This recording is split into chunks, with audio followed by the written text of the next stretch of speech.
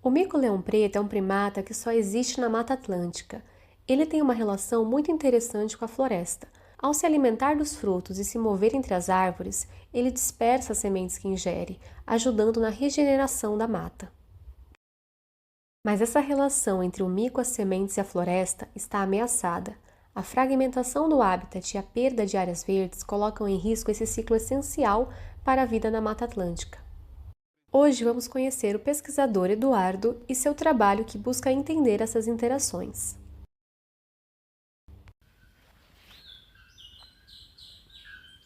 Bom, pessoal, eu sou o Eduardo, né?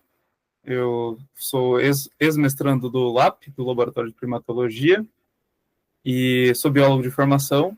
Meu mestrado foi com ecologia.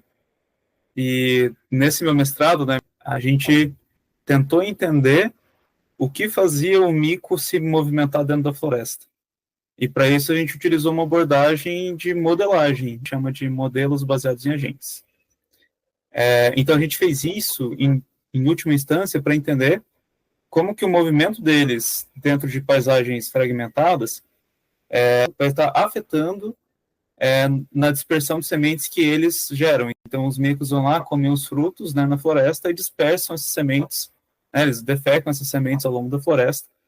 E se a forma da floresta, o tamanho da floresta, impede ou altera o movimento deles, vai alterar também o serviço ecossistêmico de dispersão de sementes.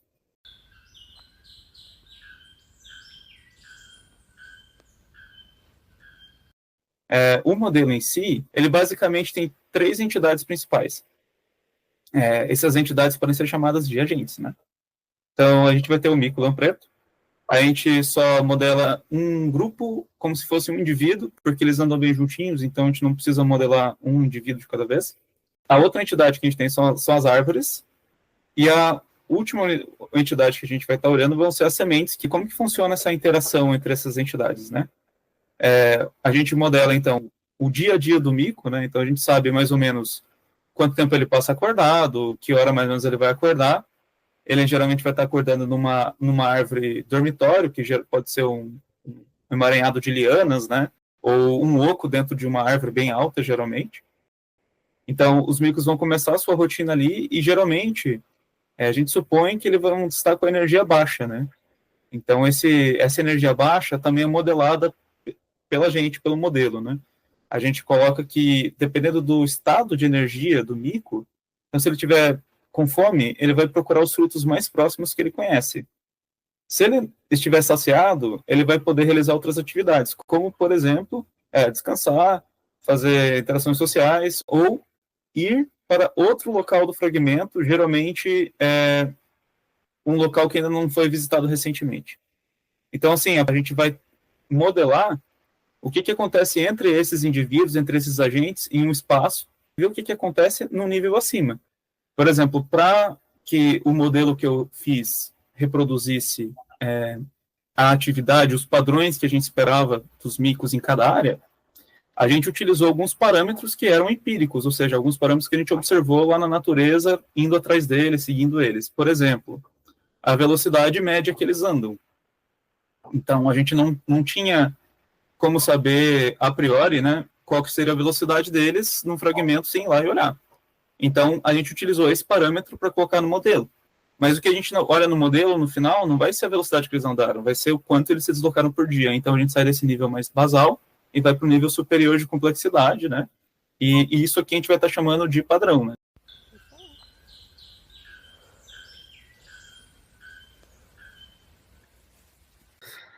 Bom, então essa é a carinha do modelo. Como vocês podem ver, tem várias coisas aí, vários botões. Ele funciona basicamente, né, todo modelo baseado em agente, geralmente tem um processo de setup e de correr esse modelo. Então, a gente vem aqui e clica nesse setup, e esse modelo vai carregar, né? Então, carregou a área, uma das áreas que a gente trabalhou com os micos. Assim que eu clico em Run ou Go, ele vai rodar o modelo que vai executar diversas atividades, né, relacionadas ao movimento, à dispersão de sementes, conforme o nível de energia deles, e isso vai, né, tá acontecendo aqui em um ritmo que eu posso até aumentar. Às vezes as árvores ficam com cores diferentes, né? Então a gente tem as árvores verdes, que são as árvores com frutos, as árvores em magenta, em rosinha, né, que dá para ver aqui às vezes, que elas são as árvores de dormitório, então os micos vão se direcionar a elas no fim do dia.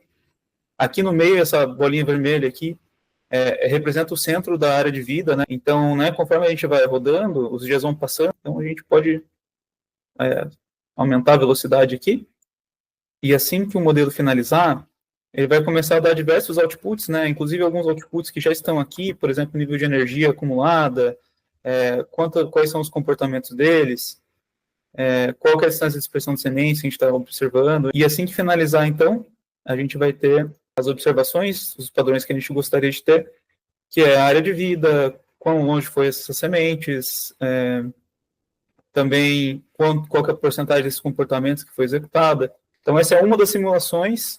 A gente faz milhares de simulações para poder conferir, primeiro, se esse modelo realmente representa o que a gente vê, e em um segundo momento, a gente pode aplicar esse modelo para entender como essas características de, por exemplo, a distribuição dos recursos das árvores, que agora estão em azul, né, vai estar afetando, né, o movimento e a dispersão de sementes. Então, no fim, a gente vai poder ver, né, que as sementinhas representadas em preto, como é que está ocorrendo esses eventos de dispersão e poder inferir, né, testar hipóteses sobre esses efeitos dessas características dos ambientes sobre o movimento, dispersão e, em última instância, o serviço ecossistêmico.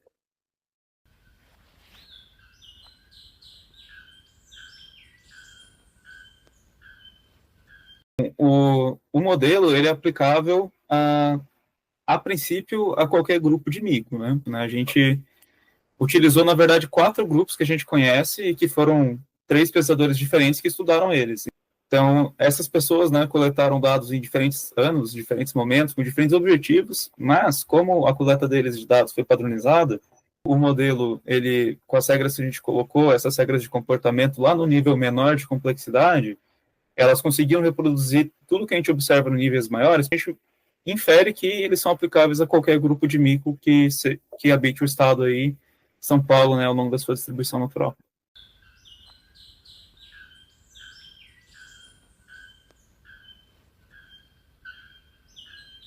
Agora, o que me motivou a fazer essa pesquisa porque teve que ter motivação ao longo de 3 anos de pandemia, né?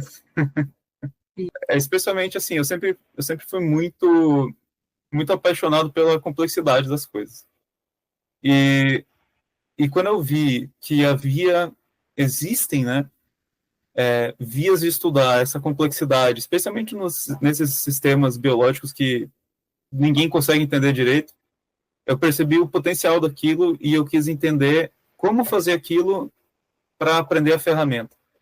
E em segundo lugar, o que me incentivou muito também, é que a gente estava modelando especificamente o que a gente chama de um serviço ecossistêmico, né? E esse serviço é essencial para a regeneração das florestas. A maioria das florestas, elas se regeneram dependendo dos animais. Então, ver que uma espécie que é relativamente pequena, como o mico, consegue contribuir tanto para a regeneração das florestas, foi meu segundo incentivador aí nessa pesquisa. A gente consegue dar uma descrição muito detalhada de como o mico age, de como a gente acredita que o mico age, e das hipóteses que a gente utilizou para modelar o comportamento do mico, porque a gente também não sabe tudo, né? A gente está longe de saber tudo desses animais, são bastante enigmáticos, né?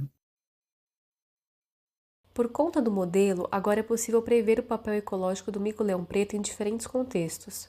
Isso permite compreender com mais clareza como a perda de hábitat e a fragmentação afetam a dispersão de sementes realizada pelos primatas, um processo fundamental para a regeneração e o equilíbrio dos ecossistemas.